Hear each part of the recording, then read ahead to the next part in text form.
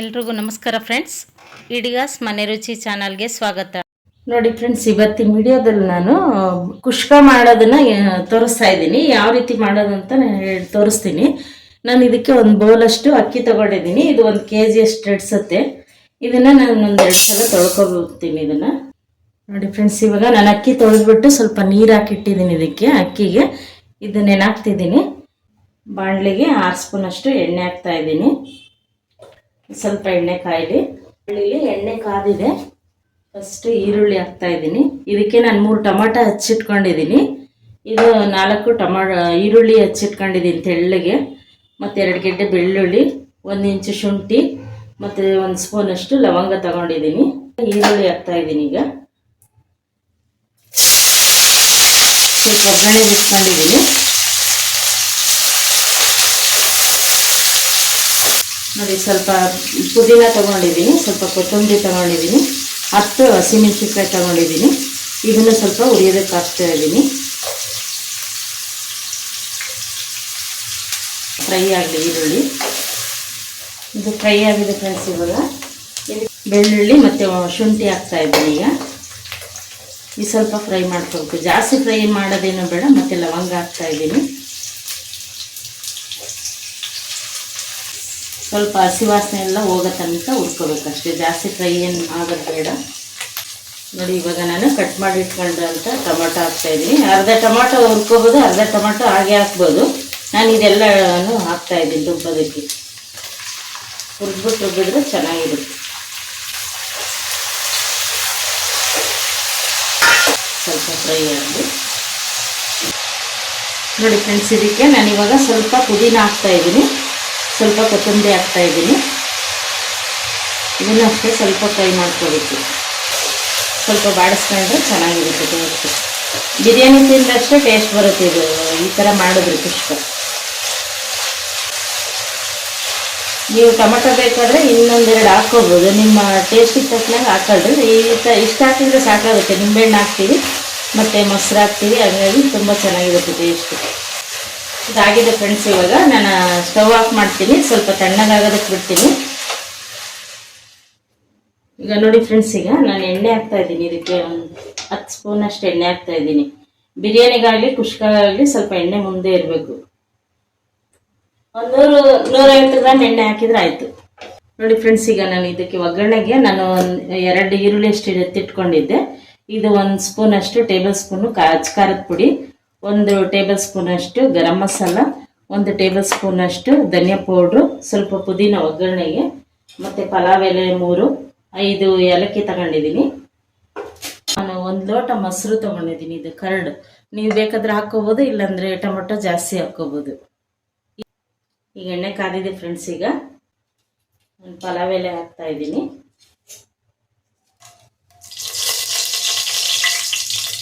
ಈಗ ನಾನು ಇದಕ್ಕೆ ಏಲಕ್ಕಿ ಹಾಕ್ತಾ ಇದ್ದೀನಿ 5. ನೀವು ಡ್ರೈ ಫ್ರೂಟ್ಸ್ ಬೇಕಂದ್ರೂ ಹಾಕ್ಕೋಬೋದು. ಇದಕ್ಕೆ ಬಾದಾಮಿ, ಗೋಡಂಬಿ ಇದನ್ನೆಲ್ಲ ಕಟ್ ಮಾಡಿ ಇಟ್ಕೊಂಡು ಚೆನ್ನಾಗಿರುತ್ತೆ. ಈರುಳ್ಳಿ ಹಾಕ್ತಾ ಇದ್ದೀನಿ. ಎಣ್ಣೆ ಕಾದಿದೆ.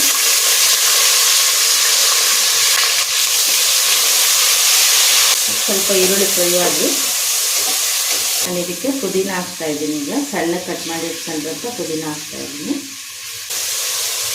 ನೀವು ಈಗ ಇದಕ್ಕೆ ಅರಿಶಿಣದ ಪೌಡ್ರು ಬೇಕಾದರೆ ಹಾಕ್ಕೋಬೋದು. ನಾನು ಧನಿಯಾ ಪೌಡ್ರಿಗೆ ಎಲ್ಲ ಹಾಕಿದ್ದೀನಿ, ಹಾಗಾಗಿ ನಾನು ಅರಿಶಿಣದ ಪೌಡ್ರ್ ಹಾಕ್ತಾಯಿಲ್ಲ. ಸ್ವಲ್ಪ ಬೇಗ ಈರುಳ್ಳಿ. ನೋಡಿ ಫ್ರೆಂಡ್ಸ್, ಇವಾಗ ತಣ್ಣಗಾಗಿದೆ. ಇದು ನಾನು ಹುರ್ಕೊಂಡಿದ್ದು ಮಸಾಲೆ ಎಲ್ಲನೂ ಈಗ ನಾನು ಮಿಕ್ಸಿ ಜಾರ್ಗೆ ಹಾಕೊಂಡು ರುಬ್ಕೊಳ್ತೀನಿ.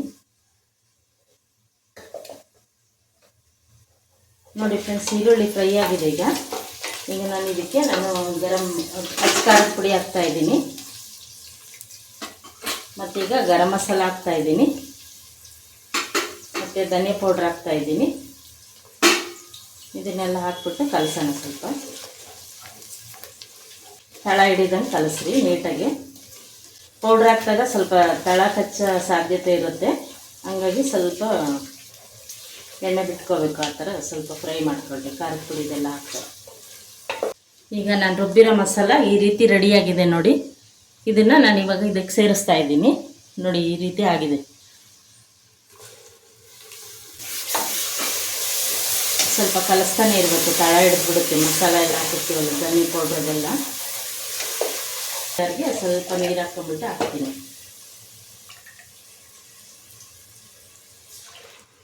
ರುಚಿಗೆ ತಕ್ಕಷ್ಟು ಉಪ್ಪು ಹಾಕ್ತಾ ಇದ್ದೀನಿ. ಸ್ವಲ್ಪ ಕಡಿಮೆನೇ ಹಾಕ್ಕೊಳ್ರಿ, ಆಮೇಲೆ ನೋಡ್ಕೊಂಡು ಹಾಕ್ಕೋಬೋದು. ರೈಸ್ಗೆ ಅದಕ್ಕೆಲ್ಲನ ನೀರು ಹಾಕ್ತೀವಲ್ಲ ಅವಾಗ ನೋಡ್ಕೊಂಡು ಹಾಕ್ಕೋಬೋದು. ಸ್ವಲ್ಪ ತಳ ಬಿಡೋ ತನಕ ಉಟ್ಕೋಬೇಕಿದು ಮಸಾಲ. ನೋಡಿ ಫ್ರೆಂಡ್ಸ್, ಇವಾಗೆಲ್ಲ ಮಸಾಲೆ ಎಲ್ಲ ಬೆಂದಿದೆ. ಅದೆಲ್ಲ ತಳ ಬಿಡೋ ತನಕ ಸ್ವಲ್ಪ ಫ್ರೈ ಮಾಡ್ಕೊಂಡಿದ್ದೀನಿ. ಈಗ ನಾನು ಇದಕ್ಕೆ ಮೊಸರು ಹಾಕ್ತಾಯಿದ್ದೀನಿ. ಗಟ್ಟಿ ಸ್ವಲ್ಪ ತೆಳುವಿದೆ, ಏನು ತೊಂದರೆ ಇಲ್ಲ. ನೋಡಿಕೊಂಡು ಇವಾಗ ಇದೊಂದು ಸ್ವಲ್ಪ ಬೇಯಲಿ.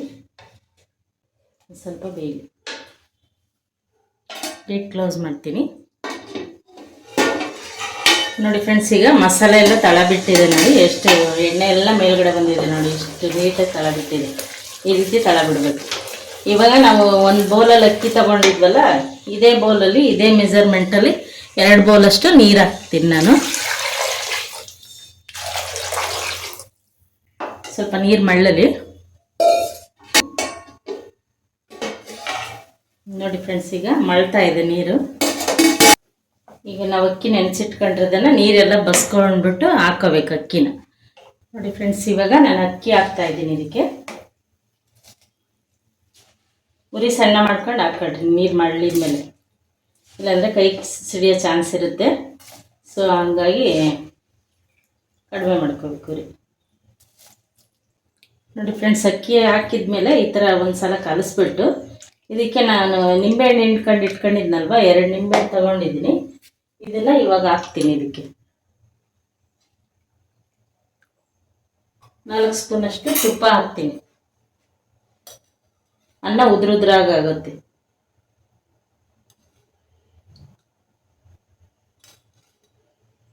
ಕಲಿಸ್ಬಿಟ್ಟು ಬಿಡೋಣ. ನೋಡ್ಕೊಂಡು ಕಲಿಸ್ತಾ ಇರಬೇಕು. ಇದು ನಾನು ಓಪನ್ ಆಗಿ ಮಾಡ್ತಾ ಇರೋದ್ರಿಂದ ತುಂಬ ಚೆನ್ನಾಗಿರುತ್ತೆ ಇದು ರೈಸ್.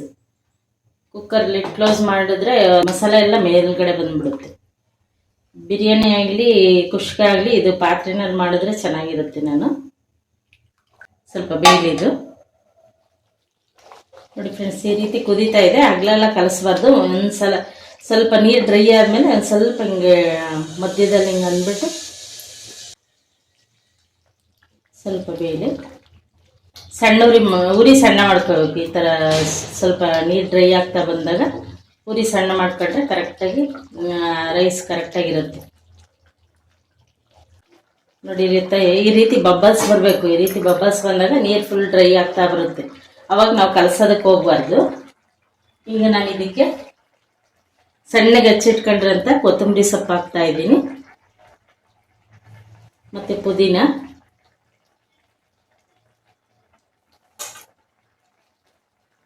ಬೇಕಂದರೆ ಹಾಕೋಬೋದು, ಇಲ್ಲಾಂದರೆ ಸ್ಕಿಪ್ ಮಾಡ್ಕೋಬೋದು. ಇದು ತುಂಬ ಟೇಸ್ಟ್ ಇರುತ್ತೆ, ಫ್ಲೇವರ್ ಚೆನ್ನಾಗಿರುತ್ತೆ. ಅದಕ್ಕೋಸ್ಕರ ಲಾಸ್ಟ್ಗೆ ಇದನ್ನು ಹಾಕ್ತೀನಿ. ಇದ್ರ ಮೇಲೀಗ 2 ಸ್ಪೂನಷ್ಟು ತುಪ್ಪ ಹಾಕ್ತೀನಿ ನಾನು.